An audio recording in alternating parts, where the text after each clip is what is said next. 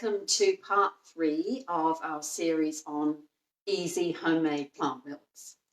So far in this series, we've made almond milk and almond and sesame, and I'll just give a really quick recap of the basic method if you've missed those videos.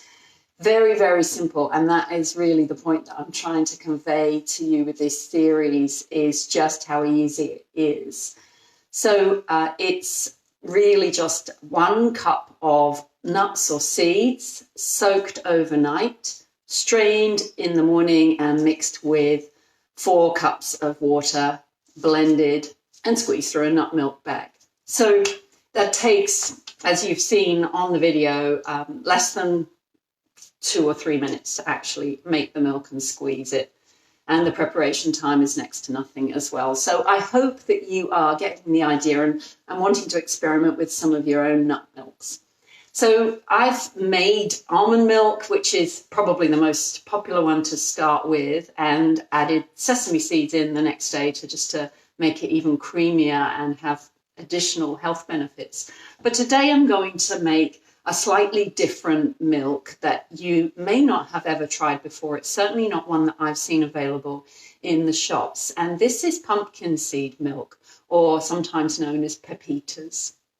So this is a very easy milk to make. We're using these little guys. So sometimes when you buy pumpkin seeds, you are buying them with their hull on, which is the black and white stripes, like you would nibble with salt or give to birds. But we want the hulled pumpkin seeds, and they're usually green like this, or they may be not quite so green, perhaps a little grey. I'm throwing them all over the floor.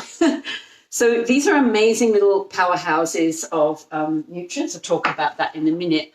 But one of the things I really like about it is it's green, but it's a green milk that tastes really delicious. And all of the plant milks I make, I think, go very well in coffee. So almond milk is perfect in coffee. Almond and sesame is even richer and creamier, makes a lovely latte. And unlike some of the plant milks you buy in the stores, I find that my homemade plant milks do not split in coffee.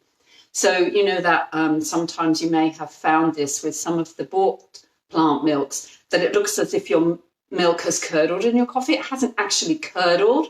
It's just split into the solids and liquids, but it doesn't look very nice, and it doesn't taste as lovely and creamy. So it's more about the texture actually than the flavor and the nutrition. You can still drink it, but I like to drink my coffee creamy and milky looking.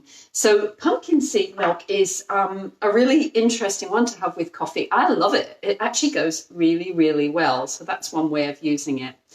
And another way of having it is with, well, you can have all of these milks made into different kinds of smoothies, or you can make chocolate milk, banana milk, spiced milk, all sorts, custards, any type of thing that you would normally use a dairy milk for, you can use a plant milk. But there are particular things that I like with each one. So with pumpkin seed milk, I tend to have either a coffee, or I will have a milky, warm drink with chai spices. I'm going to make that in a minute. But first of all, I soaked my 1/4 of a cup.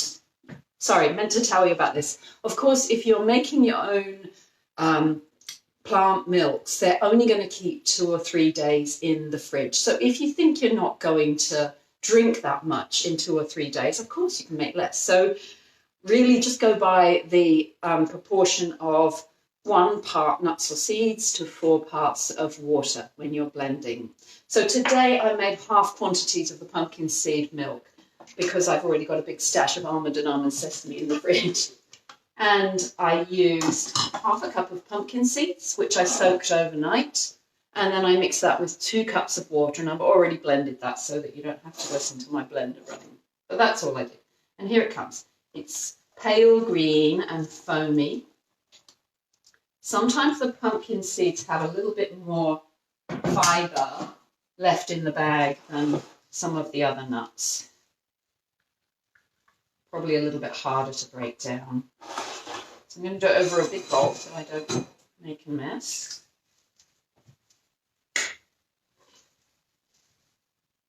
So I'm using gloves for this squeezing process.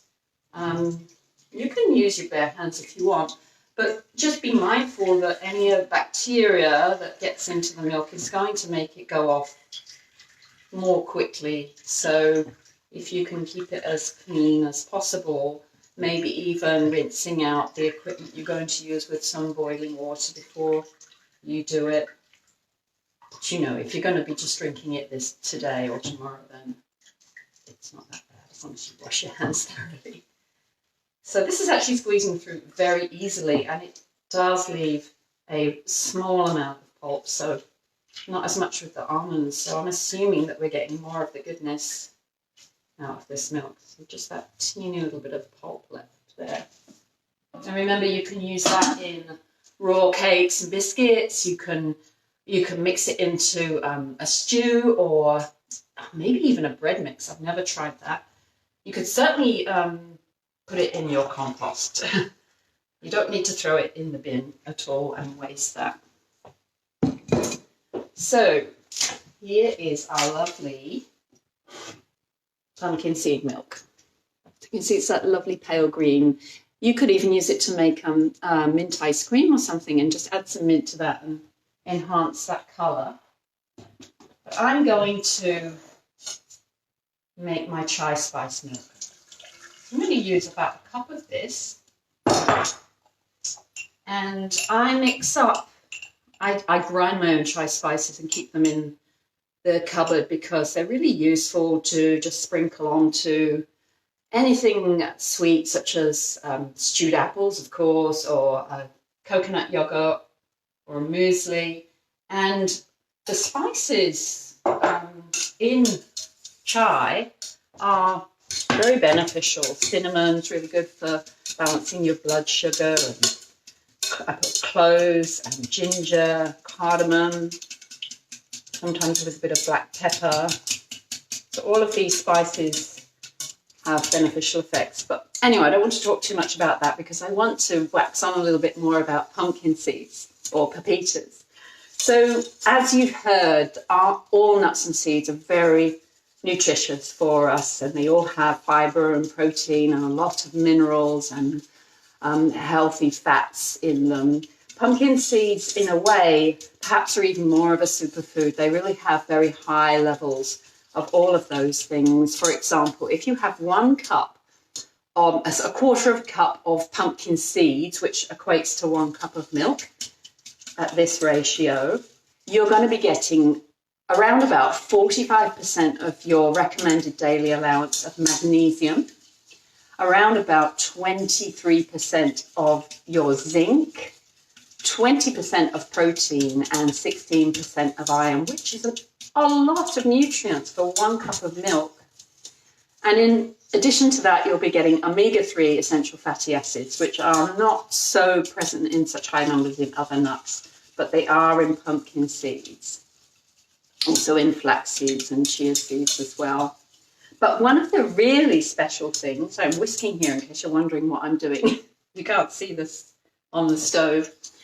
One of the really special things about pumpkin seeds is that they have a diverse range of antioxidants, like really a lot of different types of antioxidants in them. They have several types of vitamin E, comes in a lot of different forms. They have beta carotene, which our body turns into vitamin A. They have zinc, as previously mentioned. They also have manganese. Manganese is a trace mineral, and it forms part of an enzyme called superoxide dismutase, which arguably is one of the most important antioxidants in the body. So we need manganese to be able to make that in our body. In addition to that, they also have a large range, a large number of different plant chemicals, lignans and phenols. And this is what is so interesting about whole foods, is that they have so many different plant chemicals in them, and they all work together synergistically. You really can't replace that in a supplement. You could take a zinc supplement or even a broad range antioxidant supplement, but you're not going to get the enzymes within the food that help you to well digest that particular nutrient. So if you take a pumpkin seed and you break it down so that it's easier for your body to absorb, and you have that regularly, you're getting a really good vitamin supplement, but from a food.